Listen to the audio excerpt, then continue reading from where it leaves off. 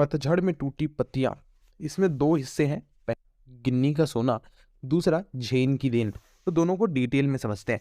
तो नमस्कार दोस्तों, मेरा नाम है विशेष गोयल और आज मेरे चैनल विकीवर्ता का बहुत बहुत स्वागत है। बिना टाइम वेस्ट के जल्दी से शुरू करते हैं। गिन्नी का सोना।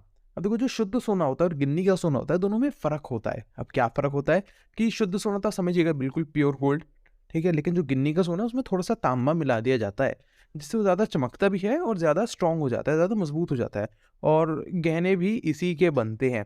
अब जो हमारे शुद्ध आदर्श होते हैं वो बिल्कुल शुद्ध सोने की तरह होते हैं, ठीक है। लेकिन अगर उसमें व्यवहारिकता मिला दी जाए, यहाँ पे प्रैक्टिकलिटी आ जाती है इसके अंदर, तो यहाँ पे प्रैक्टिकल आइडियलिस्ट बनते हैं, ठीक है। आपके आदर्श के अंदर प्रैक्टिकलिटी मिला दी जाए, हर सिचुएशन के हिसाब से अपने उनको आदर्शों को मोल्ड करना और उस सिचुएशन के हिसाब से उसको अप्लाई करना, तो वो प्रैक्टिकल आइडियलिस्ट होते हैं। पर क्या होता है कि कुछ लोगों के साथ ऐसा होता है कि समय के साथ साथ उनके आदर्श पीछे हटने लगते हैं और सिर्फ व्यवहारिक सूझबूझ आगे आने लगती है। तो मतलब ये हो जाता है कि सोना तो पीछे रह गया और बस वो तांबा ही तांबा बढ़ता गया, सोना खत्म हो गया उसके अंदर से, ठीक है। तो उनके आदर्श खत्म हो गए और सिर्फ वो प्रैक्टिकलिटी बचती है। तो कुछ लोग गांधी जी को भी प्रैक्टिकल आइडियलिस्ट कहते थे। ये व्यवहारिकता के महत्व से जाने जाते थे कि वो अपने ना प्रैक्टिकल चीज़ें करते थे। उनका जो शुद्ध सोना था वो क्या था? अहिंसा। और उसमें प्रैक्टिकल चीज़ें हर सिचुएशन के हिसाब से मिलाते रहते थे कि उन्होंने नॉन नॉन कोऑपरेशन मूवमेंट किया कि हम सहयोग नहीं करेंगे, दांडी मार्च वगैरह किया। उन सब चीज़ों में उन्होंने अपने जो मेन चीज़ है उसको तो वहीं पे रखा, अहिंसा को, और नई नई चीज़ उसके साथ मिलाते गए, ठीक है। तो भैया अभी इतना वो सही तरीके से कर रहे थे तभी पूरा देश उनके पीछे आया। गांधी जी कभी आदर्श को व्यवहारिकता के स्तर पर नहीं उतरने देते थे, बल्कि हमेशा वो व्यवहारिकता को आदर्श के स्तर पर चढ़ाते थे, ठीक है। मतलब उनके आदर्श पीछे नहीं हटते थे कभी।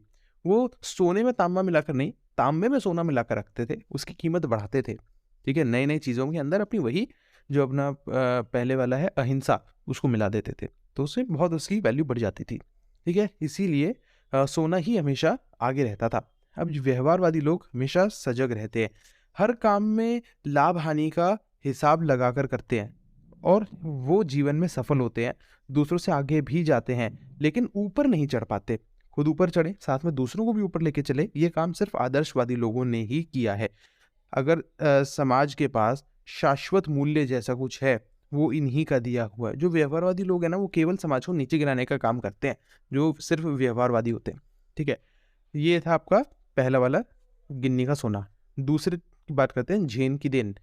अब जो इसमें लेखक हैं वो जापान की यात्रा पर गए हुए हैं। वहाँ पे उन्होंने अपने एक दोस्त से पूछा कि यहाँ के लोगों को कौन सी बीमारियाँ सबसे ज़्यादा होती हैं। तो उस पर उसके दोस्त ने जवाब दिया कि भाई मानसिक बीमारियाँ सबसे ज़्यादा होती हैं, 80% लोग तो यहाँ पे मनोरोगी हैं। लेखक ने जब उससे पूछा ऐसा क्यों, तो उसके दोस्त ने बताया कि जापानियों की जो जीवन की रफ्तार है, स्पीड है, बहुत बढ़ गई है। वो चलते नहीं है, दौड़ते हैं। 1 महीने का काम 1 दिन में पूरा करने की कोशिश करते हैं, ठीक है। दिमाग में जो स्पीड का इंजन लगा देते हैं, उससे 1000 गुना तेज़ी से दौड़ने लगता है। तो एक पल ऐसा आता है जब दिमाग का तनाव बहुत ज़्यादा बढ़ जाता है, पूरा इंजन टूट जाता है और इसी के कारण मानसिक रोगी बढ़ गए हैं। अब शाम को जापानी जो दोस्त है उनका, वो उन्हें टी सेरेमनी में लेकर जाता है। यहाँ पे ये चाय पीने की एक ऐसी विधि है जिसे चानो यू कहते हैं, ठीक है। अब वो एक 6 मंजिल की बिल्डिंग है, उसकी छत पर दफ्ती की दीवार, चटाई वगैरह बिछी हुई है। ऐसे वहाँ पे एक छोटी सी पर्णकुटी है, ठीक है, सुंदर सी। तो वहाँ पे बाहर एक मिट्टी का बर्तन रखा है, उसमें पानी भरा हुआ है। उन्होंने अपने हाथ पाँव धोए, तौलिए से पोंछे, अंदर गए। अंदर बहुत शांत तरीके से धीरे धीरे सब कुछ हो रहा है। अंदर जो चाजीन नामक व्यक्ति बैठा है, जो बैठा है उसे चाजीन कह रहे हैं। तो उन्होंने उसे झुककर प्रणाम करता है वो उन दोनों को, और बैठने की जगह दिखाता है। वो अंगीठी सुलगाता है, उस पर चायदानी रखता है, बगल के कमरे में जाता है, बर्तन लेकर आता है, तौलिए से साफ करता है। सारी चीज़ें ना, ऐसा नहीं है कि भाई जैसे जापान में सारी चीज़ें तेज़ तेज़ होती है ना, ये वाला बिल्कुल अपोजिट है। बहुत धीरे धीरे आराम आराम से किया जाता है ताकि दिमाग यहाँ पे शांत हो जाए। और वो इतनी बढ़िया तरीके से हो रही है कि लेखक को ना हर ऐसा लग रहा है कि उसकी हर मुद्रा में जैसे सुर गूंज रहे हो, ठीक है। वातावरण वहाँ पे काफ़ी शांत होता है और चाय का उबलना भी सुनाई देता है उन लोगों को, इतना शांत होता है। चाय तैयार होती है, चाजीन चाय को प्याले में भरता है और उनके जो 3 लोगों के सामने रख देता है। वहाँ पे क्या होता है ना कि शांति बनाने के लिए सिर्फ 3 लोग ही अलाउड होते हैं एक बारी में, 3 से ज़्यादा लोग अलाउड नहीं होते, ठीक है। तो उनके सामने वो चाय रख देता है।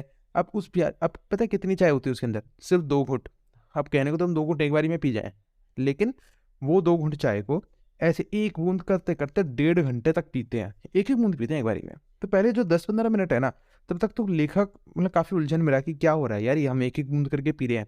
पर धीरे धीरे जो है उसकी दिमागी रफ्तार भी धीमी पड़ती गई और वो सब कुछ बिल्कुल बंद हो गया, जैसे लाइफ ठहर सी गई हो, शांति आ गई हो। उन्हें लगा कि जैसे अंतकाल में जी रहे हैं, एकदम सन्नाटे की आवाज़ भी सुनाई दे रही है।